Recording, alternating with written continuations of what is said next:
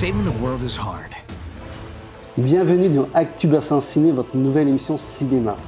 J'ai le plaisir de recevoir Rachel Killian, actrice franco-américaine. Vous l'avez peut-être vue dans des séries comme FBI, MacGyver, Grey's Anatomy et tout récemment dans un film sorti au cinéma cet été dans The Climb. C'est bien ça? Oui. Alors Rachel, pour parler un peu de votre parcours, à 16 ans vous êtes passionnée par l'art, par le théâtre, et avec vos parents vous voyagez beaucoup et un jour vous allez aux États-Unis et vous avez un réel coup de cœur pour Los Angeles. Mais en fait, mes parents adorent voyager, donc depuis que je suis petite, j'ai fait le tour du monde. Et j'ai eu l'occasion d'aller à San Francisco et à Los Angeles. Et la première fois que j'ai mis mes pieds à Los Angeles, j'ai trouvé la ville magnifique. Il y avait une énergie, le soleil, la mer, et je suis tombée amoureuse de la ville en fait. Et je me suis dit, si un jour dans ma vie j'ai l'opportunité d'aller vivre aux États-Unis, ça sera à Los Angeles. Et plus tard, vous voici aux États-Unis pour devenir actrice. C'est ça. Alors, à quel âge vous avez dit « je veux devenir actrice » ? Et en fait, ça s'est fait un peu tout seul. Moi, à la base, je voulais devenir astronaute. J'étais passionnée des étoiles, de l'espace. Et on m'a dit que pour faire astronaute, il faut faire beaucoup de mathématiques. Et j'étais pas très douée en mathématiques. Du coup, j'ai fait des études, j'ai fait un bac S, j'ai fait une école de commerce. Et j'ai travaillé dans la finance pendant 5 ans. D'accord. Et en fait, pendant que je travaillais, je partais quand même en vacances. Et un jour, dans l'avion, j'ai rencontré 2 personnes à côté de moi qui m'ont dit qu'ils allaient vivre aux États-Unis. Et j'étais intriguée, je leur ai demandé « mais comment ça, vous avez eu un visa, comment ça se passe ?» Et ils m'ont dit « non, on s'est inscrit sur un site et on a eu nos cartes vertes. » Et j'ai épousé ma fiancée pour qu'elle puisse venir avec moi. J'ai dit « ah bon, vous pouvez m'expliquer ?» Et donc ces 2 personnes ont changé mon destin en fait. Ces inconnus dans l'avion, ils m'ont expliqué comment ils ont fait pour aller aux États-Unis. Et donc moi je suis rentrée de vacances, j'ai fait tout ce qu'ils m'ont dit et puis j'ai attendu. Et puis un jour je reçois un courrier de l'immigration américaine comme quoi j'ai été sélectionnée pour la carte verte en fait. Ça s'appelle Diversity Immigration Program. Tous les ans, le gouvernement américain donne 50 000 cartes vertes à des étrangers et ils m'ont sélectionnée en 2010. Et du coup, j'ai dû faire des papiers, j'ai dû partir à l'ambassade, rendez-vous médicaux. Et puis, ils m'ont dit, voilà, mademoiselle, voici votre visa, vous avez 3 mois pour déménager aux États-Unis. Et du coup, j'ai tout quitté, je suis partie là à l'aventure. Et donc je me suis retrouvée à Los Angeles parce que c'était la ville qui me faisait rêver quand j'étais plus jeune et j'ai dit allez j'y vais, on va voir, on va tenter l'aventure. Et donc quand je suis arrivée à Los Angeles, c'est là qu'il y a toute la machine de Hollywood, les tournages, les plateaux cinéma et j'ai commencé et j'ai adoré. Alors justement on arrive avec nos 2 petites valises, j'imagine que la concurrence est rude. Tout le monde veut devenir acteur. Comment ça s'est passé ton intégration, tes premiers jours de tournage? Comment as-tu fait pour décrocher tes premiers rôles? Mais en fait, en allant aux États-Unis, je parlais déjà anglais. Donc moi, je suis quelqu'un de très sociable, je parle à tout le monde. Donc dès que je suis arrivée, comme je connaissais personne, j'ai parlé avec les gens, j'ai posé des questions, ils pouvaient m'expliquer comment faire, où sont les castings, où sont les agents. Et en fait, les gens sont très gentils. Donc ils m'ont dit, tu fais ça, tu t'inscris là. Et petit à petit, j'ai commencé à faire des tournages. Petit à petit, j'ai commencé à décrocher un agent. J'ai fait mon équipe. Et après, avec les auditions, les tournages, ça s'est fait tout seul. Et maintenant, ça fait 8 ans que je travaille en tant qu'actrice de films et de séries. À plein temps. À temps plein. À Super. temps plein, je fais que ça et j'adore ce que je fais. Alors, tu as dit dans une interview, quand je veux quelque chose, je fais tout pour l'obtenir. Donc, j'imagine qu'il faut être super motivé et pas lâcher pour réussir son rêve finalement. C'est un peu l'American Dream. C'est ça, en fait, aux États-Unis, on parle de l'American Dream. En France, on n'en parle pas, mais c'est réel. Tu peux aller aux États-Unis avec pas un centime, tu parles pas anglais et tu peux faire quelque chose de ta vie. Tu peux aller là-bas avec rien et faire quelque chose. C'est plus qu'une philosophie, si vraiment tu veux quelque chose, tu te bats pour l'obtenir et tu peux y arriver. Et donc moi, j'avais entendu parler de ce concept quand j'étais au collège, je pense, c'est mon prof d'anglais qui en a parlé. Et je suis allée sur place et effectivement, je me suis rendu compte que les portes sont ouvertes. Aux États-Unis, ils aiment les immigrés, ils acceptent tout le monde, peu importe ta nationalité, peu importe ta religion. Et donc, ça s'est fait assez facilement pour moi parce que je parle anglais et puis je suis quelqu'un de très ambitieux. Donc j'ai pas froid aux yeux, donc si on me dit il faut faire ça, je vais le faire, je vais essayer. Même si ça marche pas, je vais réessayer jusqu'à ce que ça marche. Et puis j'ai réussi. D'accord. Et donc tu as tourné dans des clips, des séries, dans le cinéma. Est-ce que tu peux nous donner quelques noms, quelques titres dans lesquels tu as joué? Alors j'ai joué dans pas mal de gros films. J'avais un film au cinéma qui s'appelle Almost Christmas. C'est une grosse production de Universal Studios, aux côtés de Danny Glover, Gabrielle Union. Donc ça c'est la comédie numéro 1 aux États-Unis quand c'est sorti. C'est sorti au cinéma en 2016 et là c'est sur Netflix.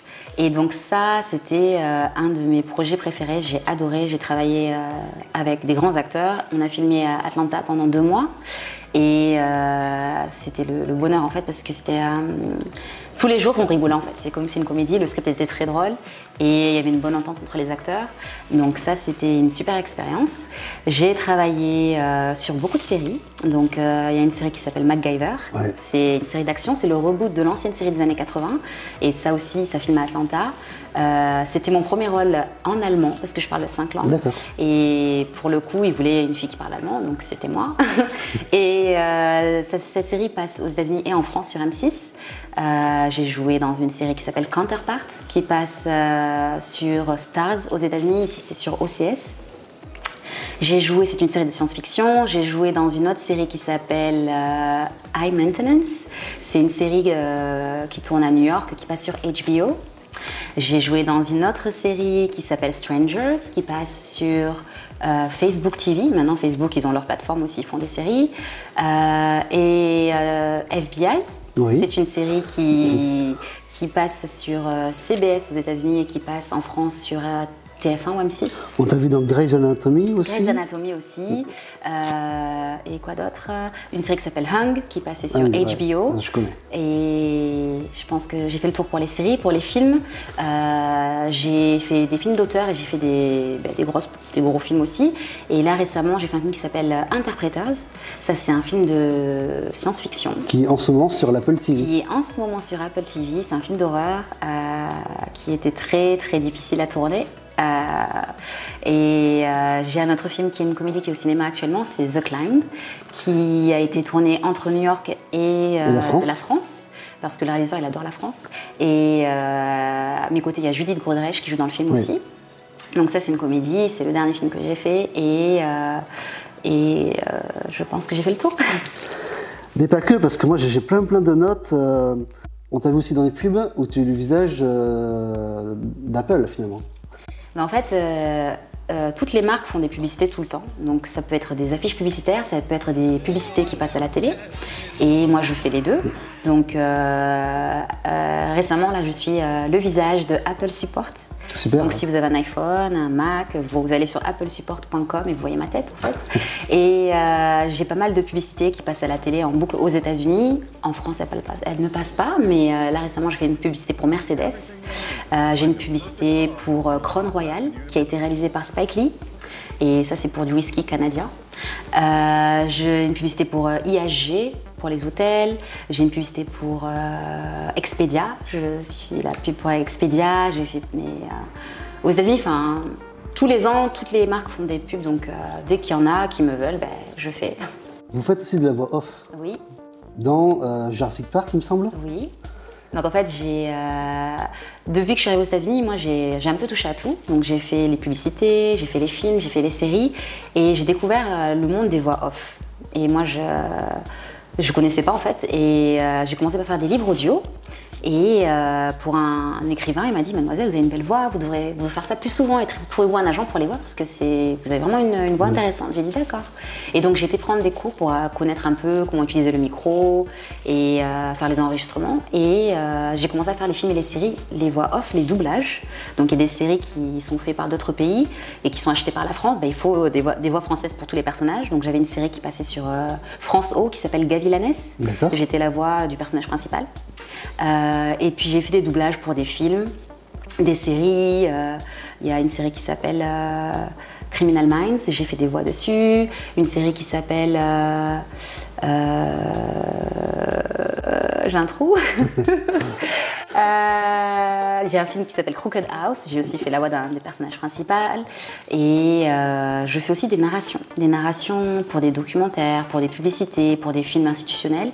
Et je suis la voix du gouvernement américain en ce moment. Il y a le recensement, là c'est l'année 2020, c'est l'année des élections. Donc ils voulaient un recensement de tous les gens qui habitent aux États-Unis, dont les Africains qui habitent aux États-Unis. Donc je suis la voix du gouvernement américain pour le recensement. C'est pas mal. Voilà. Et par contre, je crois qu'il y a un rêve que tu n'as pas encore réalisé, que tu rêverais de faire, un rôle Cléopâtre. Ah ben ça, j'adore. Moi, je suis quelqu'un, j'adore l'histoire en fait. Et je trouve que c'est beau les films historiques qui rappellent les personnages anciens. Et aux États-Unis, ils ont fait quelques films de Cléopâtre, mais ils mettent toujours une actrice blanche. Et moi, je suis allée en Égypte, j'ai fait une croisière magnifique sur le Nil. Les gens en Égypte sont noirs, ils ne sont pas blancs. Ah oui. Et donc je trouve ça dommage que pour un film historique comme ça, ils n'ont pas pris une actrice noire. Et si un jour je peux faire un film de science-fiction historique sur le personnage de Cléopâtre, ça serait un rêve pour moi parce que je trouve que c'est un personnage très intéressant et qu'il faudrait une actrice noire pour jouer ce rôle. Donc on lance son appel, producteur américain. Si vous parlez français, si vous me comprenez, Rachel est disponible pour jouer le rôle de Cléopâtre. Oui, avec plaisir. On va se quitter avec les bandes annonces de tes derniers films, The Climb et The Interpreter, c'est ça? Je prononce bien. Interpreter. Voilà, on va se quitter avec ces deux bandes annonces. Rachel, merci d'être venue sur mon plateau. Merci à vous. Et à très bientôt. À très bientôt. Merci. You just moved here? Yeah. You know, it's a tight-knit little town. So I moved here. I wanted to escape the noise. Word on the street is that you're no longer in the game. Comes into town out of nowhere, pays in cash for everything. Doesn't it sound strange to you? Connie Hendricks. She was murdered. Never seen anything like this.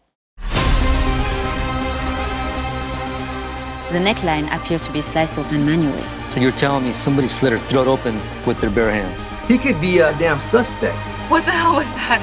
There are many they want to see. What do they want to see? I'm going after who did this. So I need to know where you're coming from, or we can't help each other here. I don't know who it was, but killed my friend. What do you mean, it? Whatever caused that mayhem. There's no way it was human. This girl was found in another small town. And this girl, she's still alive. Can't remember anything. Targeting specific people in town. It's some kind of device. They have scramblers all over town. It's like a quarantine.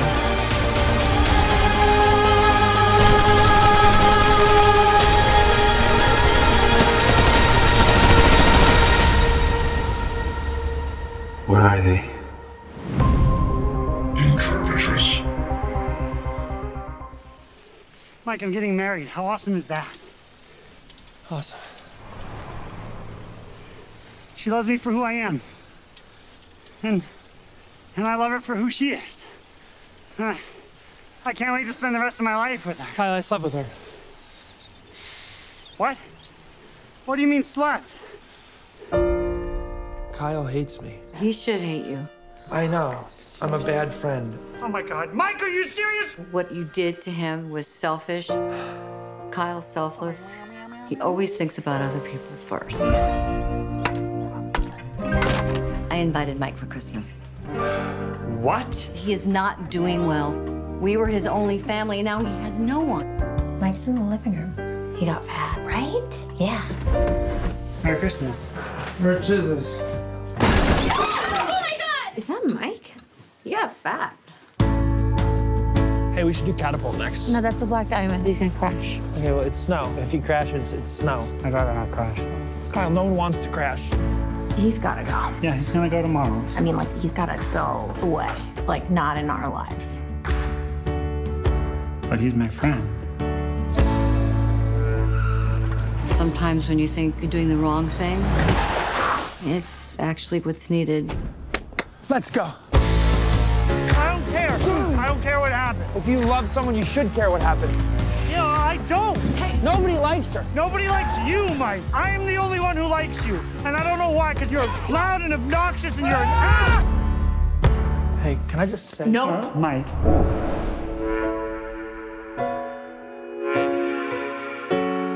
When you get knocked down, you gotta get right back in there.